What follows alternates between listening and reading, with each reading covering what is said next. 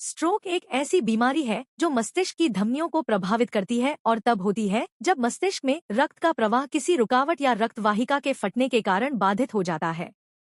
रक्त के थक्के के कारण होने वाले स्ट्रोक को इस्केमिक स्ट्रोक कहा जाता है। रोजमर्रा की जिंदगी में रक्त का थक्का जमना फायदेमंद होता है।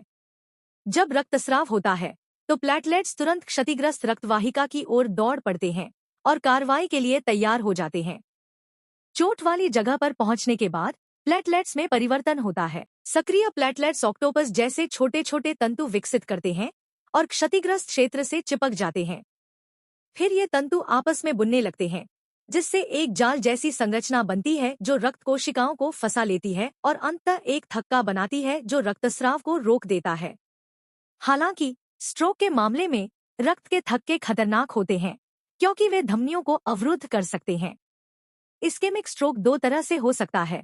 एम्बोलिक स्ट्रोक तब होता है जब शरीर में कहीं रक्त का थक्का बनता है और रक्त प्रवाह में बहकर अंततः आपके मस्तिष्क की किसी छोटी रक्तवाहिका में जमा हो जाता है। एम्बोलिक स्ट्रोक नाम एम्बोलस शब्द से आया है, जिसका अर्थ है रक्त का थक्का जो रक्त प्रवाह में प्रवाहित होता है। इस्केमिक स्ट्रोक का दूसरा प्रकार थ्रोम्बोटिक स्ट्रोक है। जैसे जैसे रक्त धमनियों से होकर बहता है, यह कोलेस्ट्रॉल प्लाक छोड़ सकता है जो धमनी की भीतरी दीवार से चिपक जाते हैं। समय के साथ ये प्लाक धमनी को संकरा कर सकते हैं और रक्त को गुजरने से रोक सकते हैं।